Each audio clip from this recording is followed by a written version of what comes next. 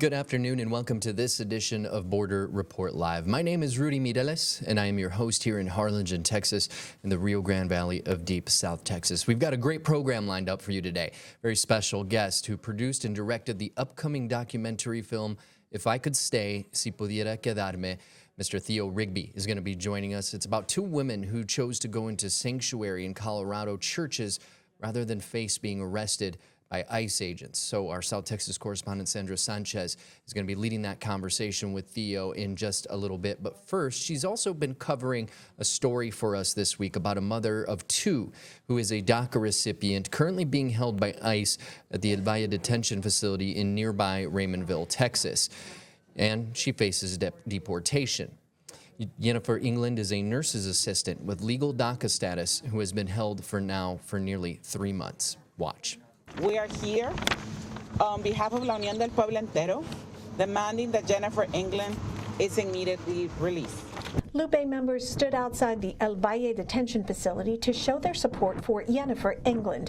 The 32-year-old was born in Mexico but came to the United States at age 4. She has a valid DACA registration, but she was arrested February 16th by state troopers while out getting tacos with her family. This is not a person who is a danger to our community or a flight risk, and so going through this process where she thought everything was great because she has DACA status, which is still valid here in our country, and to be locked up is just something that is devastating for her.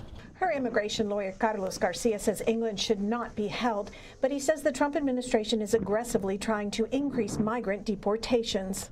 People with valid DACA status should not be deported, as we've seen recently, where the government deported people with DACA and then brought them back, only to detain them again. This is a mom who is now detained, who is facing possible deportation somewhere she hasn't been for a very long time, since she was a very young child.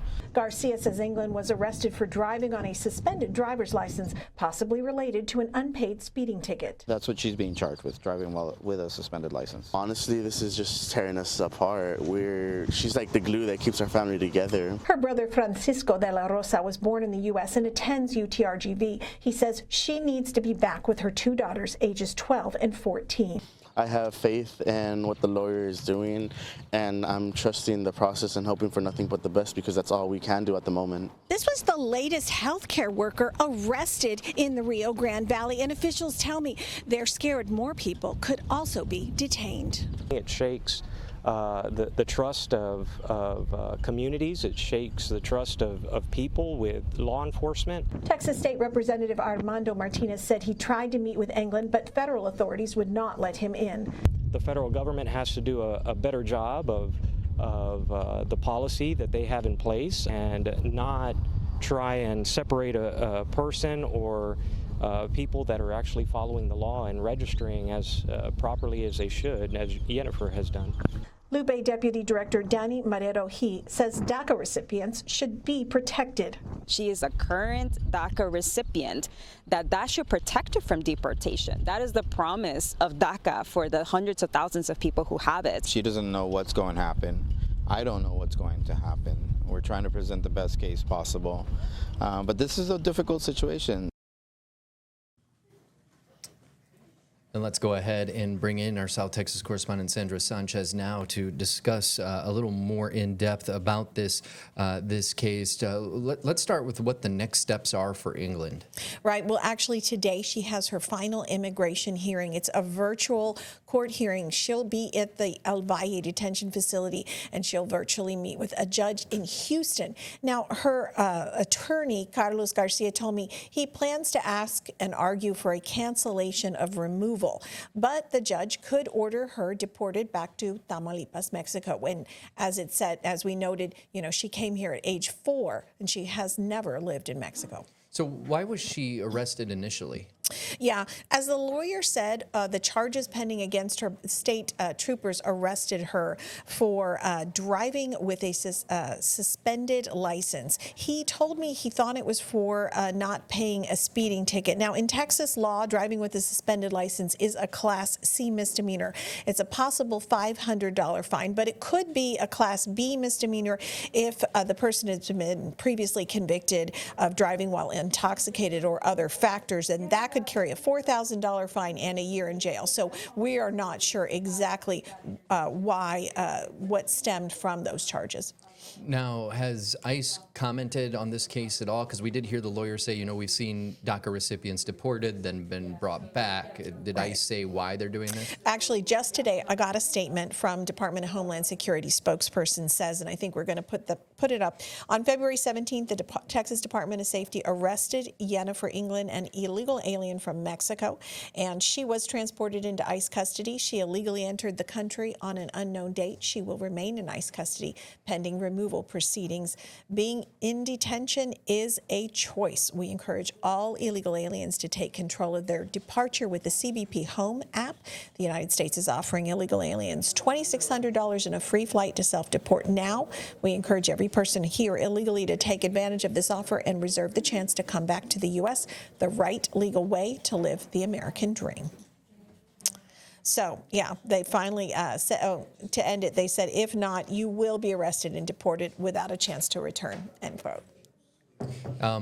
She's not the first healthcare worker we've seen just here in the Valley deported in the last few weeks. What is the community doing, and what is it doing to the community, rather? Yeah, actually, as State Representative Armando Martinez, he's a Democrat from Weslaco, that's here in the Rio Grande Valley. He said the community's scared. You know, we've had a few physicians arrested, one on her way to meet an ICE meeting in L.A. with her daughter, another arrested here at a checkpoint on his way to Houston. You know, we are hearing that the agency is not going to do these mass raids of the communities, but higher level professionals seem to be getting caught up. As mentioned, Jennifer England is a nurse's assistant. She actually went to New York City during the COVID pandemic. She spent several years there. She got very sick herself. Lupe officials stressed how much she sacrificed to help others in this country. Her lawyer said that, as well as Martinez told me that, you know, this is not a person who's a flight risk. This is a person who goes out and helps other people. You know, one of the things you just mentioned was that some of these are professionals, and we're talking about healthcare workers now, but there was also that engineer, Indian national, who was here with a valid work visa that our Jorge Velo reported on as well. Just another example, had a valid work visa, but as his attorney, Wendy Rodriguez, told us, that doesn't mean that they technically have permission to be here in the United States. Obviously a little different than a DACA recipient in this case, as the court has also ruled, but just another example of this isn't just, you know, folks that, you know, they have, a lot of folks probably have in their mind, it's, you know, people crossing the border just looking for work, you know, let's say a Home Depot or someplace like that. These are professionals that have been working in this region for a very, very long time. And you know, just to reiterate, DACA started under the Obama administration. They have to renew every 2 years. It's expensive. They feel relatively safe to be out in the community when they have this status. But again, she was charged by state troopers with driving with a suspended license. Well, as we heard today, her hearing is supposed to happen today, so we'll keep you updated on borderreport.com of the outcome. But switching gears a little bit here, it's time to bring in our guest, the director of the documentary If I Could Stay, Si Pudiera Quedarme, Theo Rigby. Sandra, I'll let you introduce him. Welcome, Theo. Thanks for joining us. Thank you so much for having me. Really enjoyed the documentary. It was treated to a sneak peek. And this is the story chronicling the lives of two migrant women, one from Peru, one from Mexico, who made the choice to go into sanctuary in churches in Colorado rather than face arrest by U.S. immigration authorities. Ingrid is from Peru and Jeanette Vizquera from Mexico. So I'm really curious, you know, how did you find these two, and the way the film starts way back in 2017, what made you want to start the film then? This was prior to the first Trump administration.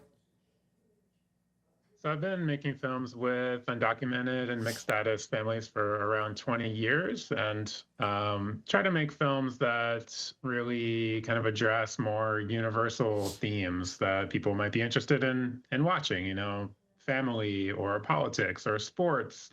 And this kind of angle into this film is through the faith-based lens, as the sanctuary movement is not only uniquely faith-based, but in this instance, in Si Pudiera Quedarme, if I could stay, both Ingrid and Jeanette go into houses of worship to live in sanctuary. And I put air quotes because since the Obama administration, there was something called the sensitive locations policy, that was not a law, but a policy that instructed DHS to not enforce deportation inside houses of worship, schools, hospitals, and courthouses. Now, on the first day of this current Trump administration, that policy was rescinded. But the film, takes place from 2017 really to last year, till 2025, over the course of about 8 years. And during the first Trump administration, there was a relative degree of safety to be inside a house of worship with the doors locked, because ICE can just walk in if the door is open. But there was a degree of safety being inside, and these two women made the very difficult choice. Now, it's have a lot of feelings when I hear the last story about Yennefer of ICE saying, being in detention is a choice. Okay, so what they're talking about is that the second you get into ICE detention, they hand you a paper and they want you to sign a voluntary deportation. They want you to voluntarily agree to be deported and deport yourself.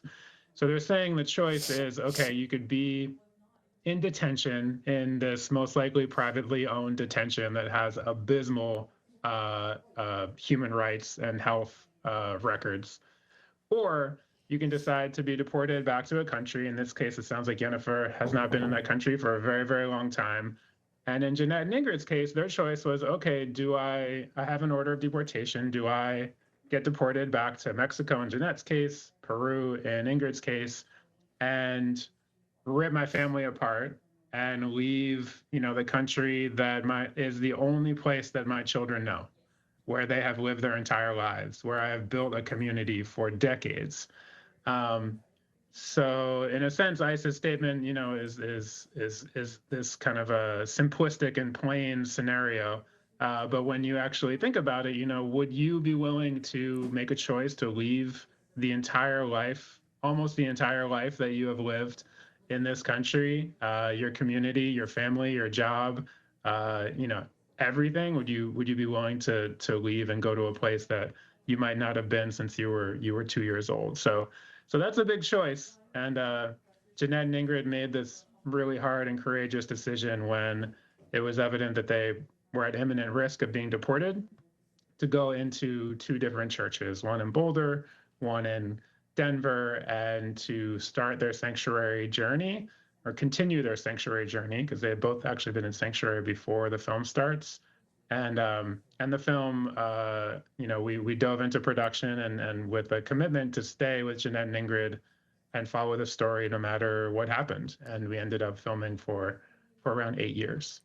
We're going to dive deeper into what Ingrid and Jeanette experienced with the director of the documentary, If I Could Stay, Se Pudiera Quedarme, Theo Rigby, after a very quick break. So stay with us. Border Report Live is back in 2 minutes.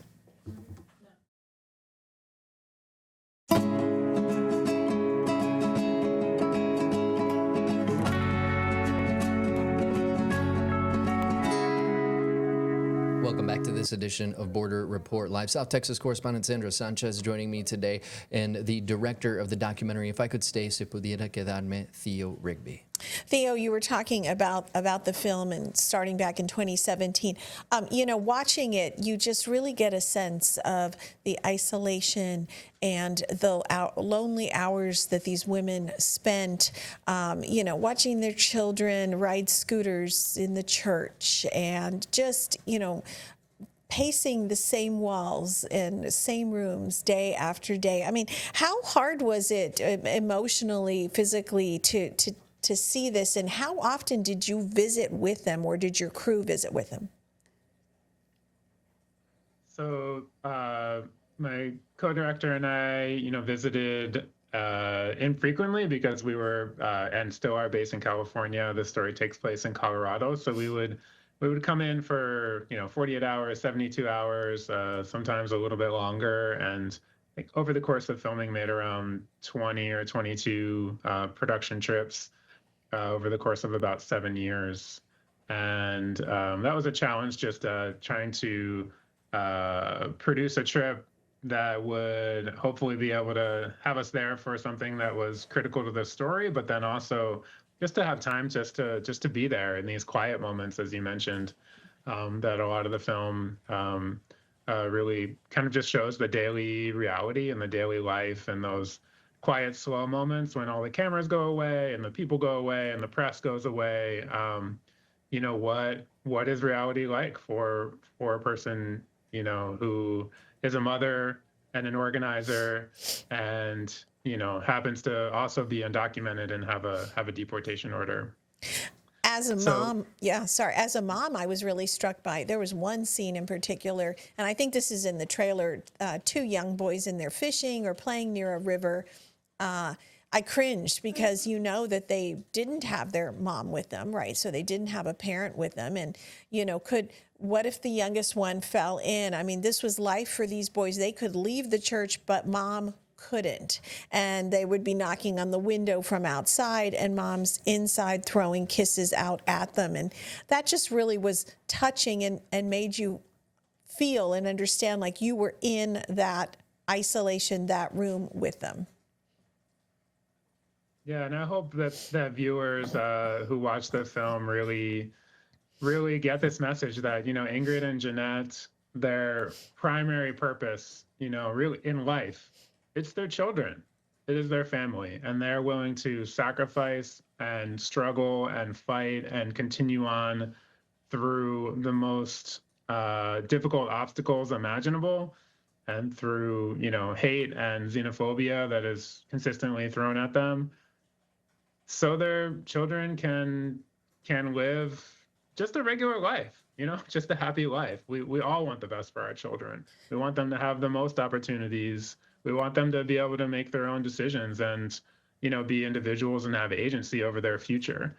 And Ingrid and Jeanette both, this is a story of persistent work by these incredible mothers to give their children everything they want, and safety and security that Ingrid and Jeanette are not provided themselves. But as you mentioned earlier, it's also a story, a humanitarian story from the religious perspective, the lens of these churches that actually reached out and helped, predominantly white churches helping people of color, right? And it wasn't always 100% agreed upon by the churches. I mean, there were some times that the pastors had to say, well, not everyone agrees with this one issue, right? So it did cause a little conflict in these organizations, these congregations supporting these people for sometimes, hundreds of days at a time, right? Yeah, so we hope that the film is a tool for faith communities and just allied communities that are interested in supporting immigrant rights as well as social justice in general. Because in the film, these are stories of two mothers who are native Spanish speaking, undocumented women of color, moving into faith communities, moving into churches, which are not meant to be homes. The church is not meant to be lived in, right? And staying for years, being hosted by a predominantly white, monolingual English-speaking community. And we see examples of great allyship and amazing friendships and relationships that are built. And then we also see examples where there's a lot of stereotyping and assumptions and kind of dominance kind of put down from the predominantly, white affluent community on these low-income women of color, right? And we hear Ingrid and Jeanette talk about that and talk about, the vision of a future that they want to see in a community they want to see, where people who are most impacted and are closest to the issues are the ones that know those issues best and are the ones that should be leading.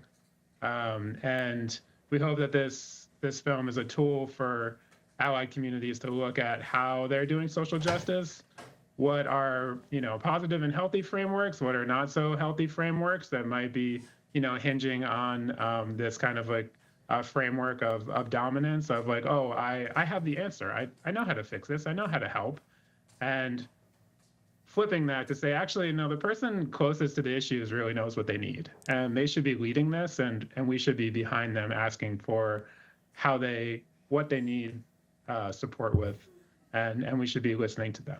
I did want to ask Theo, because you mentioned, some pushback within these church communities. Here in the state of Texas, specifically down here in the Rio Grande Valley, we've seen a lot of pushback against, for example, the Catholic charities of the Rio Grande Valley, and not just by maybe members of the Catholic Church here locally, but by the state itself. Did you see any of that action from maybe at any government level pushing back against these churches, aside from DHS, obviously? Like withholding funds for them. Anything like that? I think through the process of discernment, faith communities go through a process of discernment to decide whether to be a sanctuary congregation, right? And the idea of what a sanctuary congregation means something different to everyone, because this physical sanctuary you see in the film is not happening anymore, because it's not actually safe to be in a house of worship, because ICE could come in. And the question of if we do this justice work in this way, will this affect our 501c3 status? Will this affect our nonprofit status as if faith institutions, almost, completely are nonprofits, right? And that is a question that faith communities were asking themselves in the 1980s during the original sanctuary movement, with refugees from Guatemala, Salvador coming up during those horrific civil wars that our country was funding. And that's a question that faith communities were asking themselves in this epic of the film, 2017, when the sanctuary movement kind of rise back up, as well as right now, when faith communities are asking themselves, like, how can we be involved? How can we house people? Can we provide a safe space? Can we provide legal assistance? And, this current Trump administration is very clear about their threats. They kind of like live on threats, as we're seeing this war in Iran playing out. It's making a threat, and then kind of the reality of that threat being enacted is a very different thing, right? So I think faith communities are very much concerned about their livelihoods and their nonprofit status and the economics. I haven't seen nonprofit status get pulled from faith communities as of now, but that is very much something that people are concerned about. And there's this question that a lot of people are asking themselves, not just faith communities, but it's like, what am I willing to risk? When I see injustice right in my face, as we see ICE enforcement brutally taking place on the street, as many more thousands of people are being detained, more people are being detained in ICE detention right now than ever before. What are we willing to personally risk, whether it's ourselves or our organization or our relationships? What are we willing to risk to fight for justice in this moment today? Well, we don't want to give away the ending, but you mentioned it does go through 2025. So I think Rudy wanted to ask. Well, unfortunately, we're actually out of time, Theo, but we did want to thank you real quick so much for joining us today. People can watch this coming up on PBS. What are the details? So the film will begin streaming on PBS on June 1st, and we'll start also broadcasting on many PBS stations across the country in early June as well. And you can go to the website for the film, ifICouldStay.com, to look for the local broadcast time and day in your local area. All right. Thank you so much, Theo Rigby, director of I Could Stay. Stay with us. We'll be right back. Thank you.